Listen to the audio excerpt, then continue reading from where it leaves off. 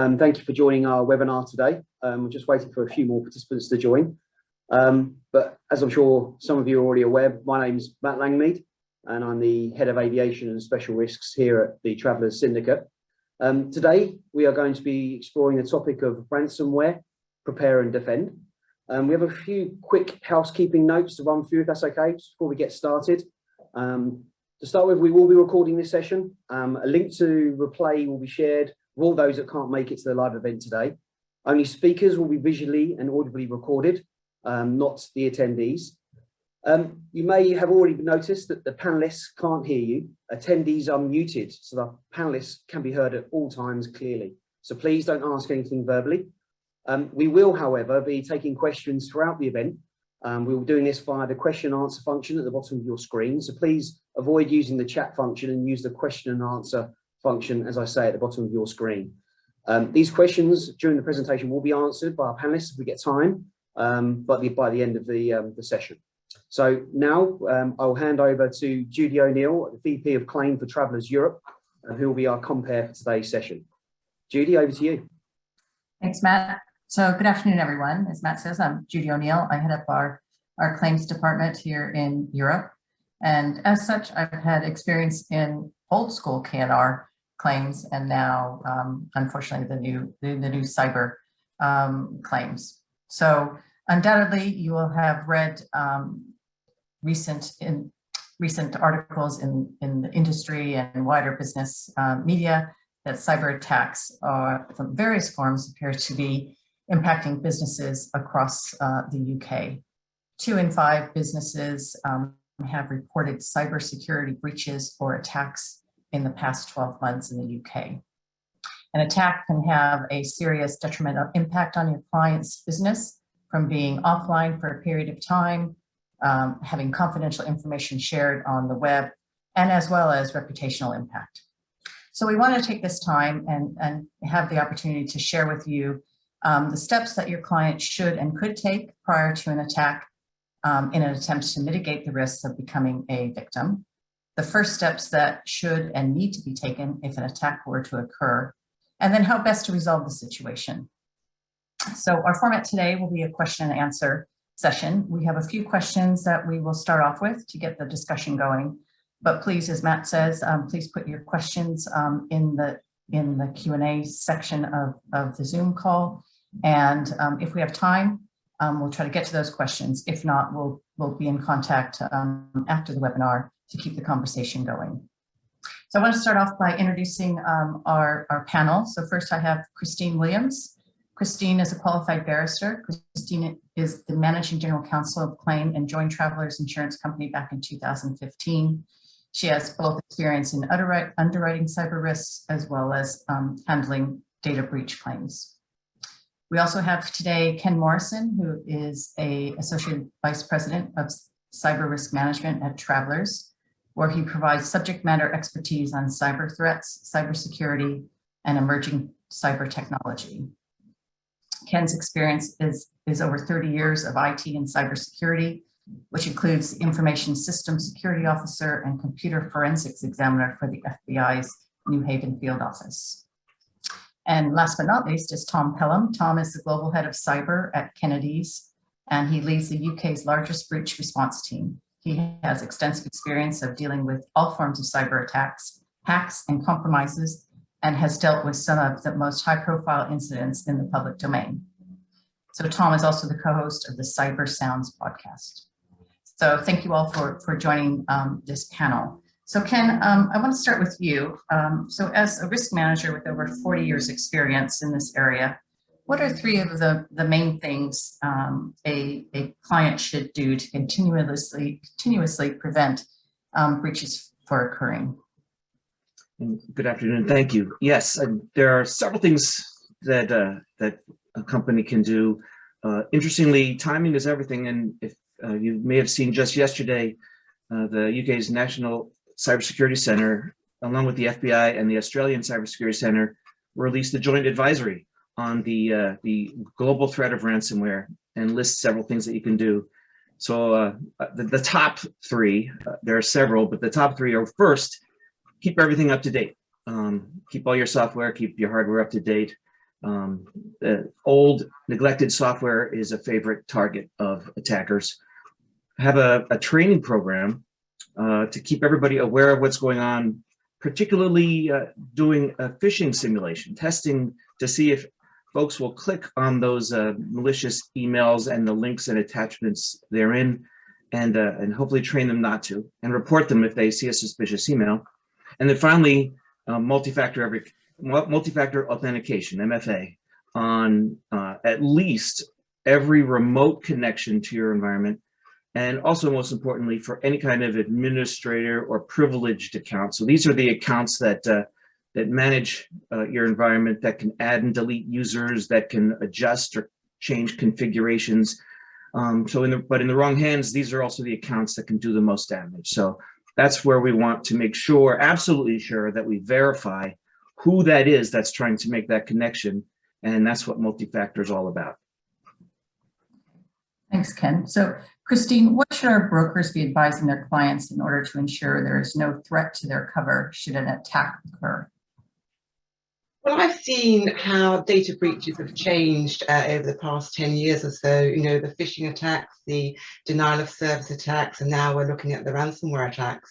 But what hasn't changed is the policyholders' obligation to do everything that they can to avoid a loss or to minimize a loss.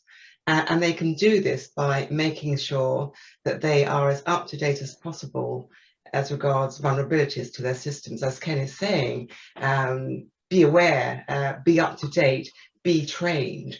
And brokers and agents should be advising their clients about these vulnerabilities.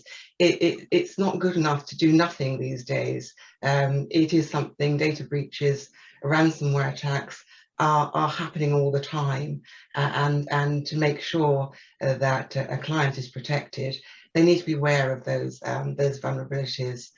And as I say, as Ken has mentioned as well, training is very, very important indeed, because these vulnerabilities are changing all the time.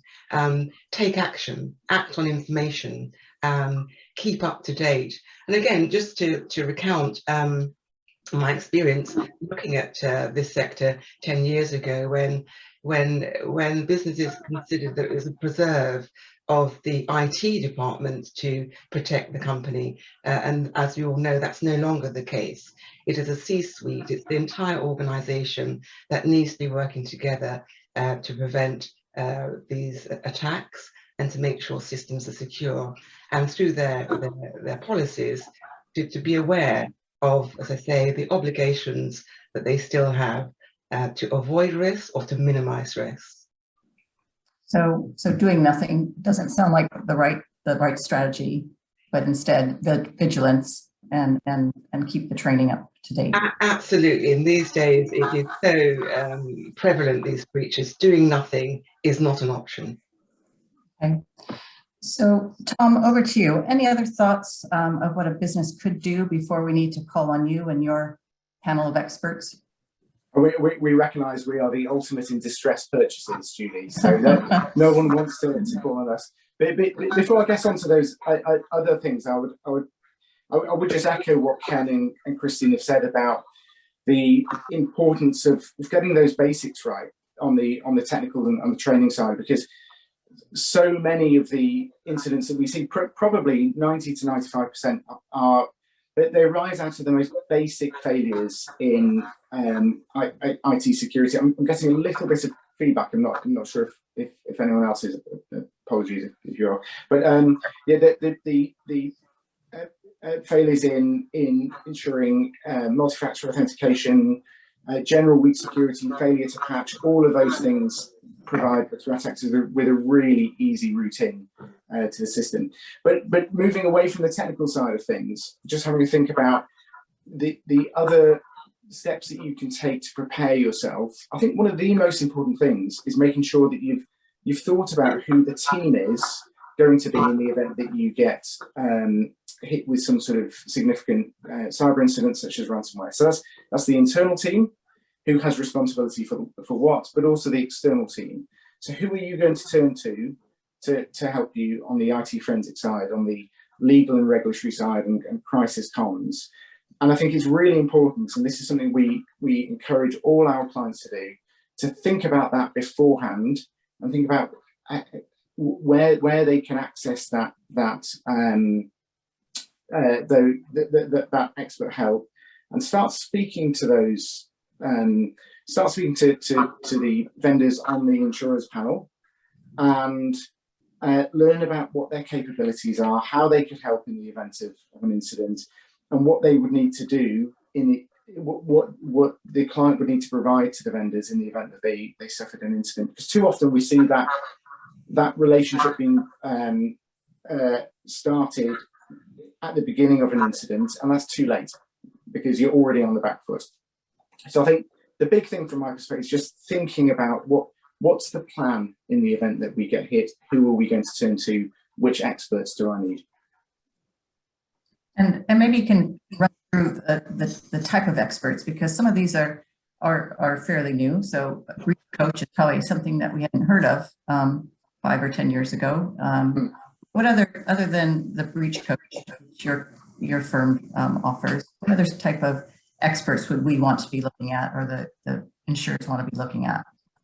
Well, certainly in 99% of cyber incidents, we would always bring on board a specialist IT forensics team who would help us to understand what's happened, what the vulnerabilities were that were exploited, and crucially close down those vulnerabilities, get the threat actor out of the system, and provide us as the lawyers some helpful intelligence about what the threat actor did whilst they were within the environment. And that's really important because it goes to the notification obligations. What impact on data has there been, and does that lead to any kind of notification obligation either to regulators or to data subjects? But also it's vital for the client to understand exactly what has been hit within the environment, so that they can take steps to ensure that data is either secure or safe, or the threat actor is out of the environment. And then also increasingly in relation to the large incidents, we need to bring on specialist crisis comms teams who can help with that internal and external messaging, because so often where we see breaches go wrong, it's because the messaging has been wrong. The client hasn't spoken to the right people about how do we communicate this incident internally and externally. So all of those things need to be thought about. So typically, when we're dealing with ransomware incidents, it'll be us as the breach coaches. We'll have IT forensics, and then in the more serious incidents, we'll also have a crisis comms team. Thanks, Tom. Ken, over to you. So in your experience, what are the type of companies that are under attack or under threat? And does your advice change depending on the size or scale of that company? Generally, any company is potentially a victim. And a lot of times the victims are targets of opportunity.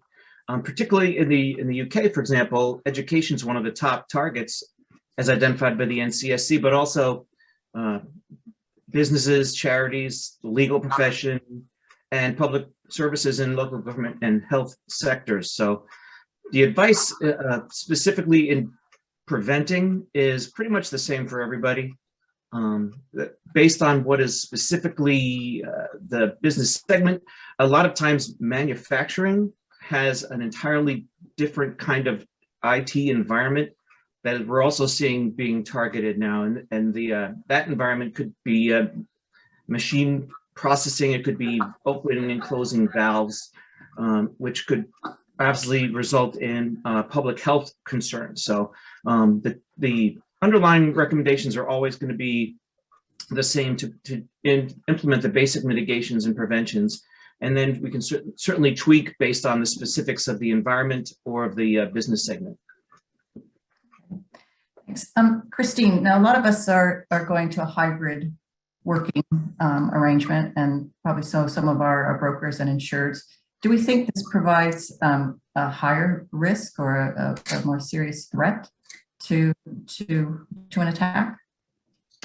I think the statistics are showing that as we have hybrid working, there is an opportunity, there's more of an opportunity for the threat actors to be looking around in systems and to gain entry.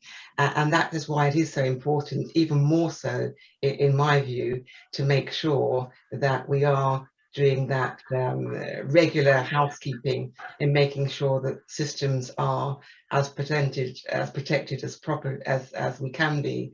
So with the multi-factor authentication, for example, because I do think a hybrid working does present a greater risk and a greater threat. Tom, just over to you. What is the most common cyber risk you are seeing currently? We've heard phishing. We know about those Friday afternoon emails. But what are you seeing on the claim side? You seeing any trends? Yeah, we see very distinct trends, and the interesting thing with cyber is that those trends tend to last a couple of months and then they kind of move on to something else. So it's a really kind of dynamic environment in which to be working. I would say by far and away the biggest trend that we're seeing at the moment is an absolute tidal wave of ransomware. In the 18 minutes that we've been on this call, I've just noticed two new ransomware incidents have come in. So that gives you an indication that on a daily basis we are seeing 1, 2, 3, sometimes up to 5 ransomware incidents coming into our UK team every day. But you can't treat ransomware as a kind of just as a group on its own, because there are different types of ransomware. We're seeing different sort of issues arising in the different types of attacks. So one example of that is that in the old days, and when I say old days, I mean 18 months ago, ransomware attacks used to be focused primarily on encrypting your systems with a view to extorting you, and the deal was pay us and we'll provide you with access to your data and your systems again. And then there was a data exfiltration element that came into that. So some of the threat actors were then, before they detonated the ransomware, stealing data and starting to post it on the dark web on their dedicated leak sites. And they found that quite quickly that became the main driver to them being paid, because they worked out that often the clients would have backups, but what they struggled to deal with was the fact that their very sensitive internal or customer data was about to be leaked, and that would be the driver towards making some sort of payment. And on the back of that, over the last month or so, we've started to see a number of groups come out that we call them ransomware groups, but really they've dropped the encryption element. So now they just get into your systems, steal the data. They don't even bother setting off any sort of encryption attack. They simply contact you and tell you that they've got the data and it's going to be leaked in the next 3 days unless you pay a ransom. So within that very small period of time, 18 months, we've seen a huge shift in what we deem to be ransomware and how that impacts the victims. Okay, interesting. So Ken, just over to you, just all these threat actors. So back in the old days of KNR, you saw, the kidnappers, be either sophisticated or not. Are you seeing the same across the board with threat actors? Is every threat actor created equal? They're not created equal. And what's interesting and scary, as Tom indicated, ransomware has evolved. Cybercrime in general has evolved from the other good old days, the prehistoric days, where all they would do is steal sensitive information and sell it. And of course you had to have a buyer. So that's when the ransomware came to play, where it was much easier to just encrypt, demand the ransom. Now, as Tom said, they're posting it online, threatening to post it. They're threatening to disrupt your internet operations, and they're actually starting to personally call stakeholders, partners, suppliers, officials, and executives. And it's evolving like that, but also ransomware has become a full-fledged business. Ransomware as a service is a recognized business model, basically.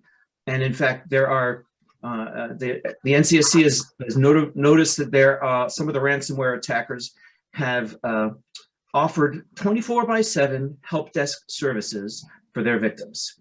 So it is a new world out there where even the least sophisticated attacker could hire a ransomware as a service supplier and execute a ransomware attack. Yeah, so prevention seems still to be the key here. Christine, any final thoughts from the legal world that you're seeing from a prevention or once a claim occurs? Yeah, Judy, I was just thinking back to a mock trial that took place in the High Court probably about 10 years ago, looking at one of these new cyber policies that was that had been issued in the market, and playing around with, well, what would happen if companies had not kept up to date with their patch tests and making sure that they were on board with any vulnerabilities that might be in their system. And that wasn't the main theme of the mock trial, but they came up as an issue to look at in terms of, well, how would policies respond to this? And again, as I said at the beginning, it is looking at nothing different to what a policyholder should be doing, making sure that they do everything that they can do to avoid or mitigate a loss. And people are looking at that, because it is something that is within everyone's grasp. There are advisors, your brokers, your agents, they are there to provide that information and to assist. And therefore, as I said at the outset, doing nothing is now not an option at all when you're looking at your policy. I see we have about 5 minutes left. I don't see any questions coming through from the audience, but just to maybe sum up what the three of you have said, it seems like we need to review. You need to review with your client your cybersecurity arrangements at the front end. You need to react to information that is being offered by your insurers or any other sources, and then, if in the event of an unfortunate incident where you are a recipient of an attack, you need to retain the right experts, right? Because that can save you a lot of time, money. A lot of these insureds, reputations are put on the line. A lot of them trade online. If their systems are down, they can't get business in. It could impact their reputation and the confidence that customers have. So we really would recommend that you review, react, and retain in order to help protect your clients. So with that, I'm going to hand back to Matt. I would offer any of you, oh, I think we have maybe one question come in. Let me see before we finish up. On ransom claims, would you ever look at paying as being the most pragmatic settlement? Tom, why don't I hand that one to you as the practicing lawyer in the group? So it's a really good question, and it's something that we obviously cover off with all clients going through a ransomware scenario, because it is one of the options on the table. And sometimes we find that it's the initial reaction of the client to think, well, hang on, if I do a quick sort of cost benefit analysis, and if I need to pay $1 million to get the data back and to ensure that it's not posted, then that saves me all of the additional work. I don't need to bring on any vendors, and I don't have any notification risk. And we would always caution our clients that you've got to think about the bigger picture. And we always say payment of the ransom is sometimes the right thing to do, but usually it is not a silver bullet, because from an IT technical perspective, you still need to do a forensic analysis. You still need to know how the threat actors got into the environment. You still need to make sure that they're out of the environment, because otherwise there's a risk they'll just re-extort you. And you need that comfort to know that the issue is resolved. So paying the ransom doesn't get rid of the need to bring on board forensic investigators. And very often paying the ransom doesn't solve any issues in relation to notification either, because as far as the regulators are concerned, the data breach occurs when the threat actors have unfettered access to the data in your environment, or they exfiltrate the data and they are in control of it. And so even if you pay the threat actor, and the threat actor says they've deleted the data that they've stolen, or they send you a deletion video, very often the regulators that we deal with will say that's all very well, but the data breach already occurred. Yes, that goes to the analysis on to what extent of these individuals who are impacted at risk, but the data breach has already occurred, and therefore potentially notification obligations still arise. So it's really important to not think of payment of the ransom as a one-dimensional thing. It's a really, really difficult point. Sometimes it can help, but most of the time it's not going to put you in the position that you automatically think it will. I suppose it's like any other claim. You got to look at the cost benefit analysis, look at the risks. Yes. And I suppose don't panic. They are new. There's a tendency to, what you see is them, kind of use that panic to try to get a better result. But again, just like any claim, and approach it that way. Yeah, and the threat actors are very good at leveraging that panic, and that's what the leak sites are all about. And start leaking individual documents or 1% of the documents that are taken, so they show that they're serious, the proof of life. And as Ken said, they'll start contacting your clients or the insured's clients directly to say, we've got your data, you need to speak to this company that we've hit. And it's all about escalating the fear and anxiety, which then hopefully leads to a ransom payment. Yeah, and I think what I've seen is not all data is equal either. So sometimes they might take some data that isn't as valuable, or won't cause that reputational risk, or it's not as confidential as they want to lead you to believe. So again, that cool, calm, collected head to take a look at each step of the process and then figure out what the best way is to resolve that claim.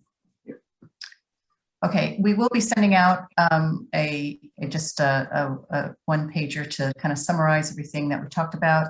And again, any questions that you guys might have after this webinar, please feel free to reach out. We'd be happy to continue the conversation. With that, thank you, panelists, for your kind and wise advice. And back to you, Matt. Thanks, Judy. Yeah, I just wanted to extend that thanks to all the panelists, as you say, and everybody that's joined the webinar today to discuss the topic of ransomware, prepare and defend. But just to reiterate what Judy said, if there are any questions that anybody has, then please feel free to send them to myself or any of the panelists directly. And we will be sending a link to the recording of this shortly. So thank you again to everybody.